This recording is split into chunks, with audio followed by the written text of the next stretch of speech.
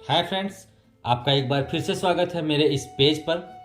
Friends, आज मैं एक नई कहानी के साथ आपके सामने प्रस्तुत हुआ हूँ और वो कहानी कुछ ऐसे स्टूडेंट्स को लेकर है जिनके अंदर ये क्यूरियोसिटी होती है कि उन्हें अपने जीवन में कैसे आगे बढ़ना चाहिए, क्या करना चाहिए, किन चीज़ों में अच्छाई है, किन चीज़ों में बुराई है।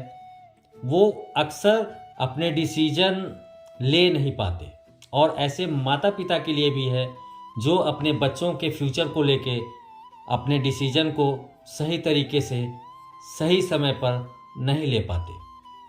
फ्रेंड्स, उन्हीं डिसीजंस में से कुछ छोटे मोटे डिसीजंस के लिए उनसे रिलेट करते हुए एक छोटी सी कहानी आज मैं आपको बताने वाला हूँ। तो कहानी कुछ ऐसी है फ्रेंड्स। एक छोटा सा गांव होता है, एक मध्यम वर्गीय परिवार होता है जो ना तो बहुत कुछ अफोर्ड कर सकते हैं, ना तो बहुत ही नीचे होते हैं। उस परिवार में एक वृद्ध माता पिता होते हैं और उनका एक लड़का होता है, केवल एक ही संतान होती है।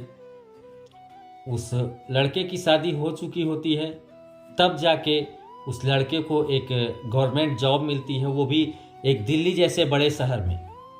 उस जॉब के लिए वो दिल्ली जाना चाहता है क्योंकि गांव पे भी उसकी थोड़ी बहुत खेती होती है, इसलिए माता पिता, उसके वृद्ध माता पिता जो होते हैं वो नहीं जा पाते, लेकिन वो अपने पत्नी और उस लड़के के पास एक संतान होती है, उस संतान को लेकर वो दिल्ली की तरफ बढ़ चलता है और अच्छे तरीके से वहाँ अपना जीवन यापन करता है। यहाँ उनके वृद्ध माता पिता भी खुशी होते हैं क्योंकि किसी चीज़ की कमी बहुत नहीं होती है। 3-4 साल ऐसे बीत जाते हैं। उसके बाद वो गर्मी की छुट्टियों में उनका लड़का कहता है कि मुझे दादाजी के पास जाना है, मुझे दादाजी के पास जाना है। तो वो उसकी ज़िद को समझते हुए उस बच्चे को अपने माता पिता के पास लेकर आते हैं और वो बहुत ही अच्छी तरीके से अपने दादाजी से, मान के चलिए कि बहुत दिनों बाद मिलता है, लेकिन बहुत अच्छी तरीके से घुल मिल जाता है। और उस बच्चे, छोटे बच्चे के दादाजी और वो छोटा बच्चा एक दिन बागीचे की तरफ घूमने निकलते हैं और वो वहाँ से 2 पौधे लेते हैं। पौधे इसलिए लेते हैं कि उनका जो वो नाती होता है, जो पोता होता है, वो उनसे पूछ पड़ता है कि दादाजी, सफलता और पूर्ण सफलता में क्या डिफरेंस होता है? सफलता क्या है और पूर्ण सफलता क्या है? इन दोनों में क्या अंतर होता है? तो दादाजी वो 2 पौधे लेते हैं और वो पौधे लेकर घर की तरफ आते हैं और अपने उस नमासे से, अपने पोते से कहते हैं कि मैं ये 2 गमला ले रहा हूँ। वो 2 गमले लेते हैं, दोनों गमले में उन दोनों पौधों को वो लगा देते हैं और एक गमला घर के अंदर रखते हैं, दूसरा गमला घर के बाहर रखते हैं और फिर कहते हैं कि मैं अब इस गमले के पौधे जब बड़े हो जाएंगे तब मैं आपको ये आंसर दूंगा कि सफलता और पूर्ण सफलता में क्या अंतर होता है और दोनों को कैसे प्राप्त किया जा सकता है। कुछ दिन और वो पोता अपने दादाजी के साथ रहता है, लेकिन चूँकि गर्मी की छुट्टियां ख़त्म हो गई होती हैं तो वो फिर से वापस अपने माता पिता के साथ दिल्ली शहर की तरफ बढ़ चलता है। लेकिन कुछ ऐसी परिस्थितियां आती हैं, कुछ ऐसे सिचुएशन क्रिएट होते हैं कि अगले 4-5 साल तक वो फिर अपने दादाजी के पास नहीं आ पाता।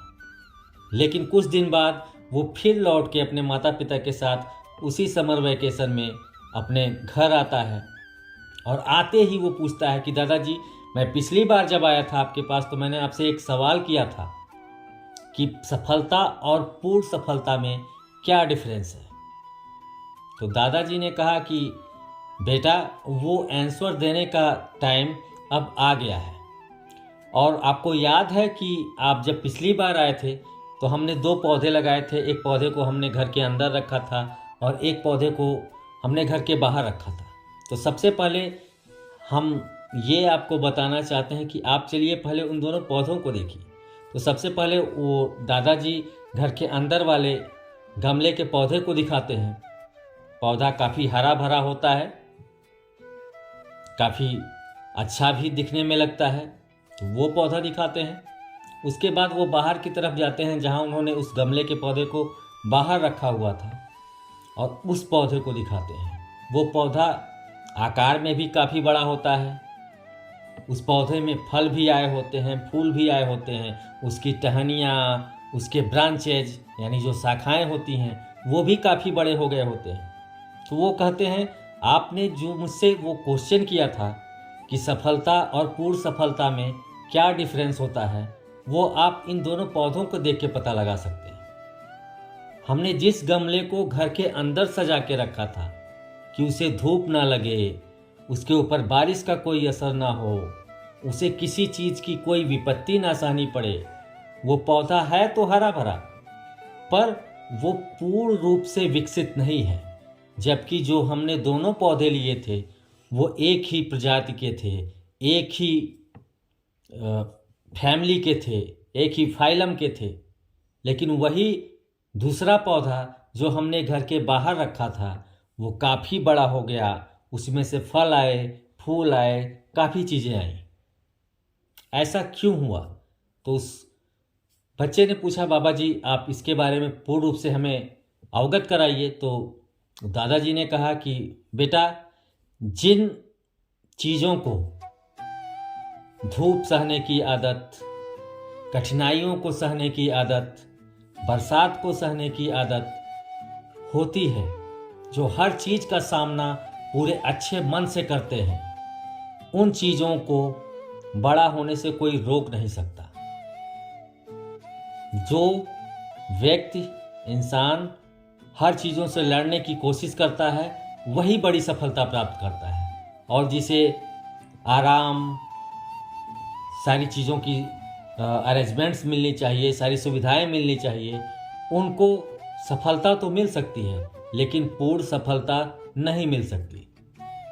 तो फ्रेंड्स, इस छोटी सी कहानी का सार ये कहता है कि हम कितने भी चीज़ों को अवेलेबल कराने के मामले में तत्पर हों, हम भले ही सब कुछ अपने बच्चों को दे सकते हों, दे पाते हों, उसके कैपेबिलिटी हो मेरे पास, लेकिन हमें चाहिए कि बच्चों को लड़ने के लिए प्रेरित करना, कि हम बच्चों को ऐसे दिशा पे ले जाएं, ऐसे रास्ते को सफ़र करने के लिए उनको उस रास्ते पे भेजें कि उनको कठिनाइयों का सामना करना पड़े, क्योंकि जो कठिनाइयों से गुजरता है वही सही और अच्छी सफलता का स्वाद चखता है। तो फ्रेंड्स, आज हमारी ये छोटी सी कहानी आपको कैसी लगी?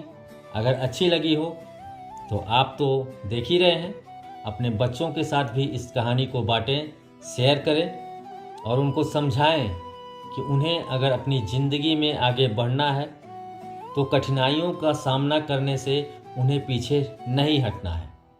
क्योंकि आपने एक कहावत सुनी होगी, होनहार वीर के होत न चिकने पात। और ये मैं क्यों कह रहा हूँ कि अक्सर ये कहानी मेरे पिताजी भी मुझे बार बार कहा करते थे। ये जो दोहा है, होनहार वीर के होत न चिकने पात, बार बार कहा करते थे, लेकिन किन्हीं कठिन परिस्थितियों के कारण मैं बहुत कुछ अपने ज़िंदगी में नहीं कर पाया, लेकिन उनसे प्रेरणा ज़रूर लेता रहूँगा कि हाँ, मेरे पिताजी ने मुझे ये बात मेरी ज़िंदगी में बताई थी, वो सही बताई थी। तो आपसे निवेदन है कि इस कहानी को आप खुद सुनिए और अपने जो नन्हे मुन्ने से बच्चे हैं, जो हमारे देश का भविष्य हैं, उन्हें ज़रूर बताइए कि जिससे वो अपनी ज़िंदगी में वो गलती ना करें जो कि हम करते आए हैं। कल फिर हम आपके सामने पेश होंगे एक नई मोटिवेशनल स्टोरी के साथ। तब तक के लिए आप सबको हाथ जोड़कर प्रणाम। Thank you. Have a nice day.